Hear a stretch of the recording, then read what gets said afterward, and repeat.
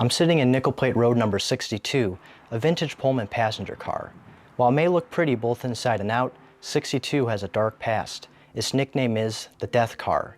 It was involved in the deadly train wreck in Wayland, New York in 1943. 18 individuals died in this very car. What happened to cause this terrible accident? Our story first begins in Hoboken, New Jersey on Monday, August 30th, 1943. Delaware, Lackawanna and Western Railroad's train number 3, the Lackawanna Limited, is preparing to leave for Buffalo, New York. Train 3 was a daily first-class passenger train which operated between these 2 points. It was known for its fast speed and gorgeous scenery along the route. For this run, Train 3 consisted of 11 cars in total. A baggage mail car, the Pullman Parlor Lounge named Princess Margaret, a 12-1 Pullman sleeper named Amola, 4 passenger coaches, of which Nickel Plate 62 was the 6th situated car, a dining car, and 3 additional coaches on the rear. The head-end power pulling this consist was Delaware Lackawanna number 1151, a 464 Hudson-type steam locomotive. Now I know what you're thinking. If this was a Delaware Lackawanna train, why was Nickel Plate 62 on it? See, 62 was a through coach for the Nickel Plate. When the Lackawanna Limited reached Delaware Lackawanna's Buffalo terminal, it would be handed off to the Nickel Plate. Number 62 and the 12-1 sleeper Amola were scheduled to be taken west to Chicago by Nickel Plate's train number 5, which made stops along the way at places like Erie, Cleveland, and Fort Wayne. The Lackawanna Limited departed from Hoboken on time at 9:20 a.m. and was due to arrive in Buffalo at 7:05 p.m. However, Train 3 was soon running 30 minutes behind schedule. Between 20 and 25 passengers had purchased tickets and boarded the train at Vestal, Owego, and Binghamton stations. It finally left the last mentioned station at 2:50 p.m. In an effort to make up for lost time, engineer James E. Leroy and fireman Theodore Paladine pushed their locomotive to the timetable's maximum allowed speed of 80 miles per hour. As Train 3 reached Elmira, she was 20 minutes behind schedule. They now had 38 minutes to make up the remaining time before their next stop, Dansville. By the time they were passing through Cohocton, 10.37 miles east of Wayland, engineer Leroy had managed to make up 11 extra minutes. While flying into Wayland, Wayside Signal 3109 displayed proceed, clearing the trains through the next block. Shortly after passing the town station, engineer Leroy, fireman Paladine, and Fred H. Minka, Delaware Lackawanna's supervisor of locomotive operations, who was riding with the crew, noticed something was wrong. The in-cab signal was displaying restricting, which contradicted the previous wayside signal. As Leroy looked out the cab, he was in shock. A switch engine on the adjacent siding was moving in the same direction as Train 3. He immediately threw the train brake into emergency. However, his attempt to stop the train short of the siding switch was futile. At approximately 5:23 p.m., Train 3 violently sideswiped Extra 1248 at 50 miles per hour. Simultaneously, the extra steam locomotive, 282 number 1248, derailed to the north and stopped upright in line with the track. Steam and water connections and its left cylinder were ripped off as a result. 464 number 1151 derailed after striking 1248 and turned over on its left side. Fred Minka, who had jumped from the cab before the impact, was crushed to death as 1151 overturned. The first 6 cars of Train 3 derailed upright and were dragged by 1151. It slid 385 feet away from the point of impact and blocked both east and westbound tracks. Nickel Plate 62, the 6th and last car that was dragged, stopped right alongside engine 1248. Scalding steam, which was escaping from the engine, poured into 62's interior through the windows that shattered from the impact. There were nearly 60 passengers riding in 62 at the time of the accident, some of whom were soldiers. Staff Sergeant Richard L. Franz said, "The steam was so dense you couldn't see where you were going. But finally, after breaking a couple of windows with my hands, I found a door and jumped out. I tried to get back in to help an old lady out of the car, but I couldn't get through the steam. It was awful."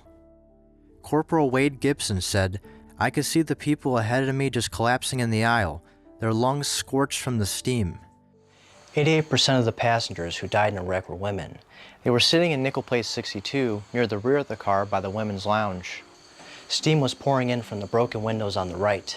They tried escaping through this hallway which leads to the vestibule, but were quickly overcome by the steam. Some instead tried to hide under their seats to get away from the steam.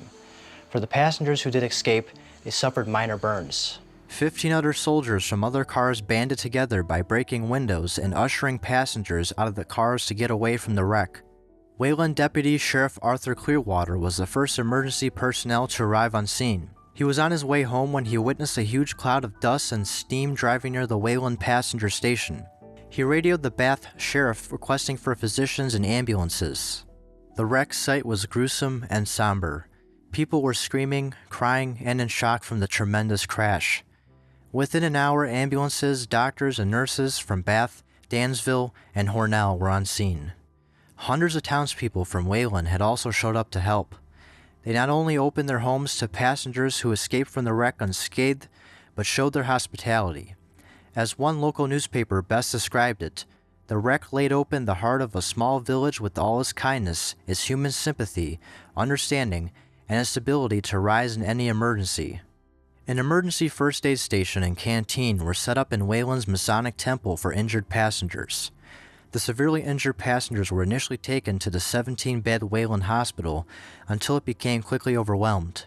The remaining people were moved to surrounding community hospitals. A total of 500 people were aboard train number 3. 18 people riding in nickel plate 62 instantly died. 8 additional people later died from their injuries at local hospitals. 114 other passengers were injured. It took several days for coroner James Sanford to identify the dead. Many were scalded beyond recognition. The next day, August 31st, 1943, railroad work crews were cleaning up the wreck to restore service in the main line. Damaged rails and ties were replaced, and wrecking cranes were brought in to lift and turn over locomotive number 1151. These activities drew a crowd of spectators in the State Route 15 overpass. So what happened? Why was Delaware-Lackawanna Extra 1248 moving from the siding onto the main line? Were the wayside or cab signals faulty, or did one train disobey orders? That was something the Interstate Commerce Commission wanted to know too. Their investigation commenced in Buffalo on September 1st, 1943. Luckily for the ICC, both engineers and firemen of Train 3 and Extra 1248 weren't seriously injured. All 4 testified during their investigation, which concluded on October 16th. I have a copy of this report, and with it we can reconstruct what fully happened that ill-fated day. At about 4:30 p.m., Extra 1248 backed off the westbound main track onto the Gunlock Chair Factory industrial lead to switch cars. This track was 1,362 feet west of the Wayland passenger station and branched out into 2 different tracks. 53 minutes later, 1248 with a cut of 6 cars began moving onto the lead track towards the main switch. The conductor had been informed by the dispatcher prior to this that train number 3 had passed Bath Station about 10 minutes late. However, he did not pass this information along to the head-end crew as he expected train 3 to be practically on time once it reached Wayland.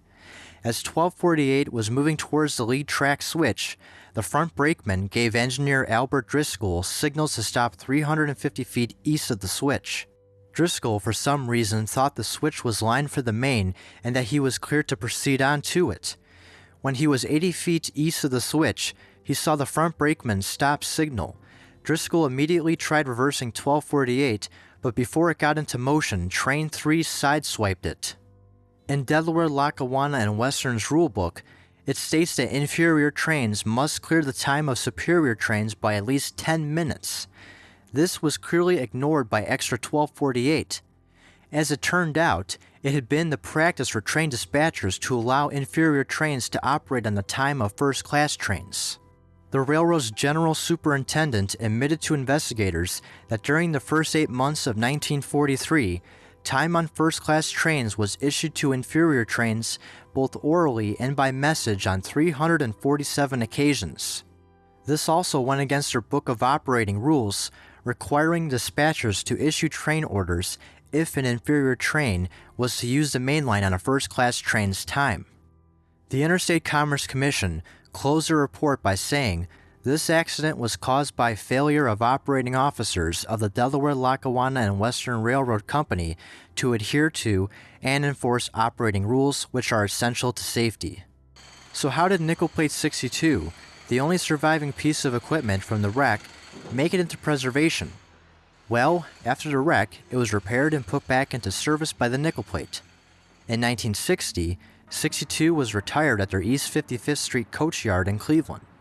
The Midwest Railway Historical Foundation, today called the Midwest Railway Preservation Society, purchased the car in 1963. 62 has since been operating passenger fan trips all throughout the U.S. ever since. Hey everyone, this is Matt, aka Railroad Street. Thanks so much for watching this video. If you found it interesting and want to see more, leave a like, comment, and subscribe to my channel. If you'd like to further support the channel, I have a Patreon and tip jar link in the video's description. In the meantime, I'll catch you next time on the rails.